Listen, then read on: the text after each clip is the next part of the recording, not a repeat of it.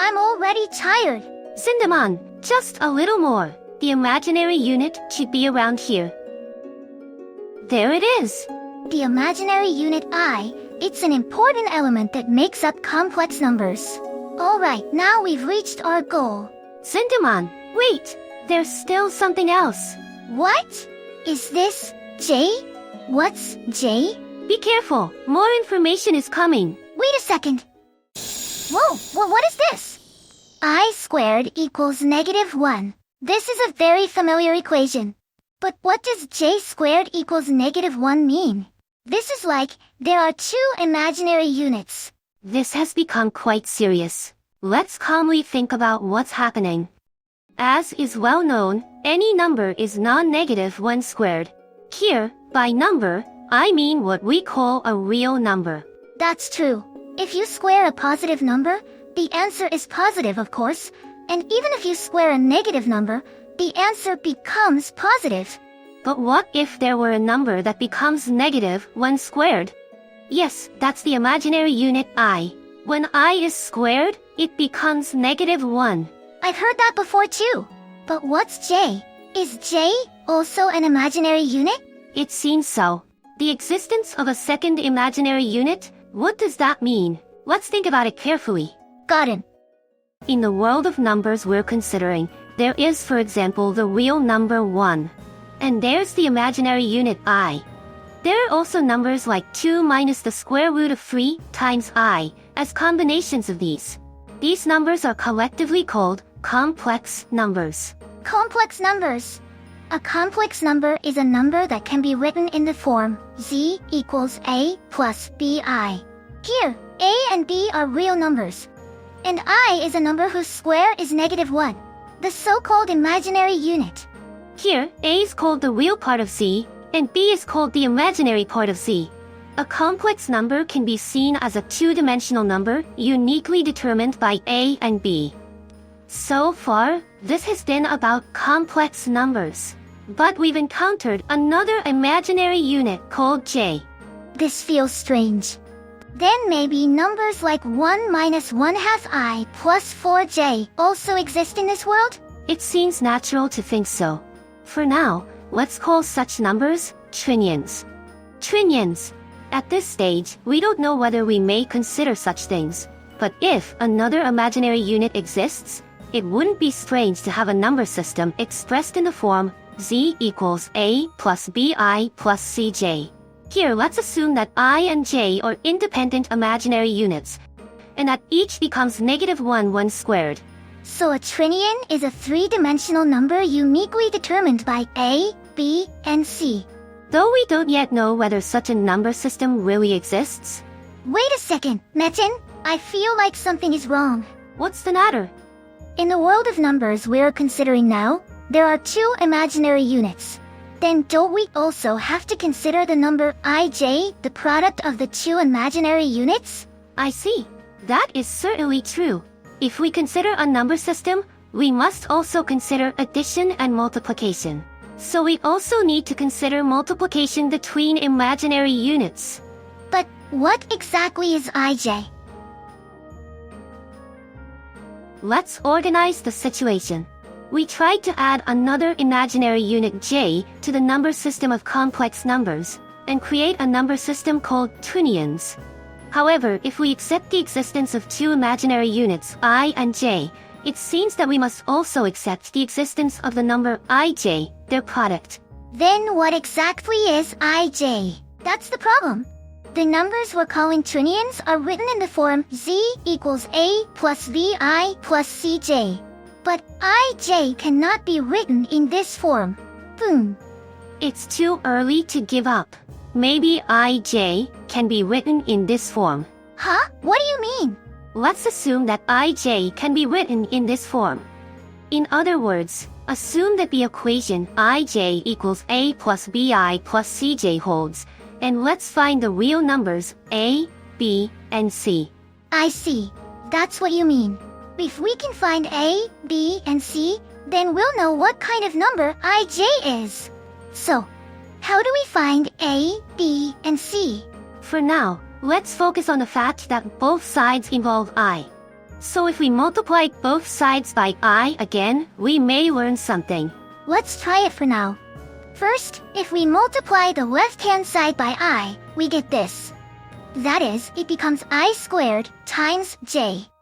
Since I is an imaginary unit, its square is -1. Therefore, the answer is -j. That gave a simple result. Next, let's multiply the right-hand side by I. Got it. If we multiply the right-hand side by I as well, it looks like this. Here, let's use the distributive law and expand the expression. It seems that the first term cannot be simplified any further. And the next term contains I squared. When we square I, a minus sign appears. And the last term contains ij. ij. Huh? ij appeared again? That's interesting. Perhaps we can substitute this expression again. It seems so. Let's do it right away. Then it looks like this. Okay. Let's simplify the expression for now. First, let's take out the real part. There are two real terms. Next, we take out the part containing I. Then it looks like this. That looks good. Finally, the only part containing j is here. Now, what should we do from here? First, we assumed that the equation ij equals a plus bi plus cj holds, and then we multiplied both sides by I, and continued the calculation. Now, if we compare the two results, we should be able to find a, b, and c. I see. That's it. If the two results are equal... Wait a second. Something is wrong. What happened? If we compare the coefficients, on this side, the coefficient of j is -1. And on this side, the coefficient of j is c squared. So c squared must equal -1. But we assumed that c is a real number, so its square cannot be negative. This has become troublesome. C squared equals -1 contradicts the fact that c is real, so the original assumption must have been wrong. What was the original assumption again? It was the assumption that ij can be written in the form a plus bi plus cj. We considered a number system called trinions that includes two imaginary units, I and j. A trinion is written in the form c equals a plus bi plus cj. However, ij cannot be written in this form. In other words, ij cannot exist in this system. As it stands, trinions are incomplete as a number system. What? As it stands, trinions are incomplete as a number system. Then what should we do? Zundamon, calm down. For now, let's move further into this math dungeon. There may be a hint hidden ahead. Yeah. What's this? I found a suspicious equation. Ij equals k. That's interesting. Ij is exactly the expression that caused the problem earlier. And it equals k. What's k? I, j, and k. This is getting more and more suspicious. Wait a second, Zundamon. It seems there's still something else. What on earth is coming? This is k squared equals -1. This is just like... It seems that k is an imaginary unit. Another imaginary unit appeared? When the first imaginary unit I and the second imaginary unit j are multiplied, they become the third imaginary unit k. That's an interesting idea. That's a bold idea. Multiplying two imaginary units gives another imaginary unit. But if we introduce such a rule, we can certainly solve the problem with trinions. No, something is strange. Huh? What is it this time? These two equations themselves seem to contradict each other. Do they? I don't see any contradiction. Let's think about it. I'll write the two equations in the upper left. First, using the first equation, k squared can be written as ij squared. That's true. Try continuing the calculation. What do you mean? I'm not sure what we're doing, but I'll calculate it for now. Ij squared means multiplying I squared and j squared, right? Here, I and j are imaginary units, so when squared, both become -1. Then we just multiply -1 by -1. So the answer is 1. As expected, there's a contradiction. K is supposed to be the third imaginary unit, so K squared should be -1. But if we calculate K squared this way, it becomes 1. You're right. So does that mean one of the two equations is wrong? Well, that may be true, but it's hard to believe that equations appearing in a math dungeon were contradictory from the beginning. Maybe this calculation is wrong. Huh? I don't think anything is wrong. Listen carefully, Zundamon. In this calculation, there's a rule being used implicitly. You expanded ij squared and separated it into I squared and j squared. Yeah, it's just a straightforward algebraic manipulation. Actually, not necessarily. Ij squared means multiplying ij by ij, and you implicitly swap this j and I. Then it becomes iijj, so you were able to separate it into I squared and j squared. Exactly. So my calculation was correct. Wait a moment. Can we really swap j and I here? Of course we can swap them. That's the commutative law of multiplication. It's true that multiplication is commutative in the world of real numbers and complex numbers. But here we're considering multiplication between different imaginary units. So multiplication isn't necessarily commutative. So ji and ij might be different. That may be the case. From here, it seems we need to think in the reverse direction. I don't really understand what you mean by reverse direction. Please explain. Very well, I'll explain. Let's go back a little in the calculation. Up to here, it's the same as before. Using the first equation, k squared can be written as ij squared. And ij squared means multiplying ij by ij. That's right. This time, let's assume the second equation at this point. Then it becomes like this. Now what value should ji have? So unlike before, we define ji so that k squared becomes -1. In that case, the I on the left and the j on the right are in the way. For now, let's multiply both sides by I from the left and by j from the right. Then it looks like this. Here I and j are imaginary units, so each becomes -1 squared. Therefore, the left-hand side is simply ji, and the right-hand side becomes -ij. Excellent, Zundamon. ji equals -ij. This equation says that when we swap I and j, the sign changes. That's kind of mysterious. For multiplication between different imaginary units, an equation that's very similar to the commutative law, but a little different, holds. By the way, these equations aren't so much facts, but rather rules that remove the contradiction if we think this way. In other words, remember that we're still creating the rules for the numbers. Got it.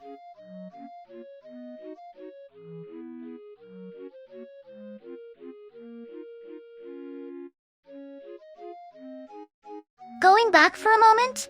For now, I understand that multiplying I and j gives k. But what happens in the other cases? There are many other patterns for multiplying imaginary units, right? That's true. Then let's summarize them in a table. I have prepared a multiplication table for the imaginary units. Thank you. Huh? It's empty. We'll fill it in now. There are 3 times 3, or 9, possible products between the imaginary units. Now we're starting from the equation ij equals k. That means multiplying I and j gives k, so let's write k here. So that's how we fill in this table. Then since I times I is -1, can we put -1 here? That should be fine. Similarly, j times j is also -1. And k times k is -1 as well. It's filling up quickly. The other entries can be filled in, starting from ij equals k. For example, what happens if we multiply both sides of ij equals k by I from the left? The left-hand side becomes I squared times j. And the right-hand side becomes ik. Since I squared is -1, the left-hand side is -j. That's right. So multiplying I and k gives -j, which means the upper right entry of the table is filled. So we moved from the top center to the top right. Then what happens if we continue by multiplying by k from the right? Okay. The left-hand side is minus jk. The right-hand side is I times k squared. Since k squared is -1, the right-hand side becomes minus I. Then we multiply both sides by -1 and get jk equals I. Very good. Now we know that multiplying j and k gives I. We move from the top right to the middle right. Let's keep filling it in. Now we're done. That was a lot of work. There are many patterns. This time we started from ij equals k, but if any one of the 6 equations is given, the remaining 5 can be derived in order.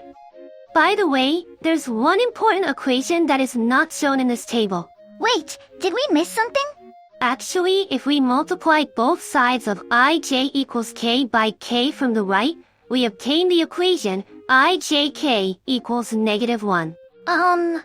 You're right. ijk means multiplying all 3 imaginary units in order. Its value is -1. It's a beautiful equation. Of course, we can also start from this equation and derive the other 6. Here, if we look closely at this table, first, ij equals k, and then ji equals -k. Yes, that's true. This also shows that when multiplying I and j, the sign changes if we reverse the order. Oh, so that's what it means. The table makes it easy to see the relationship between the order of multiplication and the sign. And this is not limited to multiplication of I and j. The exact same thing can be said about multiplication of j and k. And of course, the same is true for multiplication of k and I. Yeah! Looking at it this way, the multiplication table is symmetric and beautiful. Now we can see the whole story. First, we assumed the existence of a second imaginary unit j. Then the problem arose, what is the product of different imaginary units? To solve this, we adopted the idea of introducing a third imaginary unit k. Multiplying the first imaginary unit and the second imaginary unit gives the third imaginary unit. That's an amazing idea. And the products of imaginary units are as shown in this table. Here we lost the commutative law of multiplication. For multiplication between different imaginary units, changing the order changes the sign. We started with the idea of a second imaginary unit, and before we knew it, we had reached this deep place. Zundamon, look at this. Is this quaternion? A number that can be uniquely written as a plus bi plus cj plus dk, using real numbers a, b, c, and d. That seems to be a quaternion. Here, I, j, and k are different imaginary units, and multiplying the 3 in order gives -1. Since multiplication is not commutative between different imaginary units, it is also not commutative for general quaternions. I see. So, the trinions we considered were not enough as a number system, but beyond them, the world of quaternions opens up.